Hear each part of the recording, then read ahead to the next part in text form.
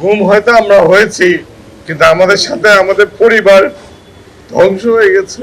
মহান আল্লাহর কাছে এটাই বলবো, আমরা সবাই ন্যায় বিচার পাবো। ফ্যাসিস্ট যত বড়ই হোক, কেউ ছাড় পাবে না। মহান আল্লাহর কাছে শুকরিয়া। আমি 22 সালে বলেছিলাম ডিজিফাইতে আয়নাঘর আছে, ওখানে আদমি স্যার আছে। আজকে সেই বিচার শুরু হলো। মহান আল্লাহর কাছে এটাই বলবো, আমরা সবাই ন্যায় বিচার পাবো। ফ্যাসিস্ট যত বড়ই হোক, কেউ ছাড় পাবে না। এবং আমি খুব কি বলবো, এটা তো আমি একা গুম না, আমার পুরো পরিবার গুম। আর বিচার একা গুম না, পুরো পরিবার গুম। এটা কি কষ্ট বোঝানো যাবে না। আমি মনে করি আদালতে উচিত হবে এদেরকে আয়না ঘরে রেখে এদের বিচার করা হোক। আয়না ঘরটা কত কষ্টের, ওইখানে রেখে এদের বিচার করা হোক। আমার আর কিছু অনুমতি নাই। একজন আল্লাহ আছেন, সব সত্য, সবার বিচার হবে, কেউ ছাড় পাবে না। ধন্যবাদ। Japan Bangladesh joint venture company JBS holdings limited.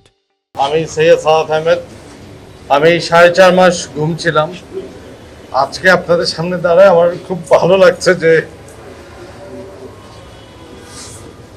আমরা এই মাটিতে এই বিচারটা শুরু করতে পেরেছি। কারণ গুম হয়তো আমরা হয়েছি, কিন্তু আমাদের সাথে আমাদের পরিবার ধ্বংস হয়ে গেছে।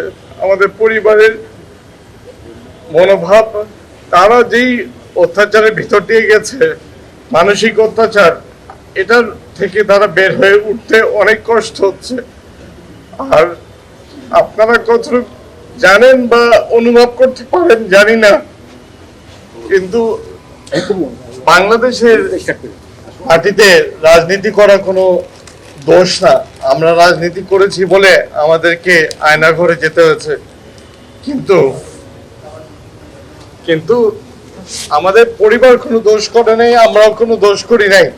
এই বিচারটা এই মাটিতে হবে। আর যারা আমাদের সাথে এই অত্যাচার করেছে, আমি আল্লাহর কাছে বিচার দিয়ে এসেছি। আমি উমরায় গেছিলাম, আল্লাহর কাছেও বিচার দিয়েছি, জনগণের কাছেও বিচার চেয়েছি। আপনাদের সবার মাধ্যমে আমি ন্যায় বিচারটা চাই আমাদের সকলের জন্য, তাতে ভবিষ্যতে বাংলাদেশে এমন কোনো অত্যাচার বা এই আয়নাঘর যেন না থাকে।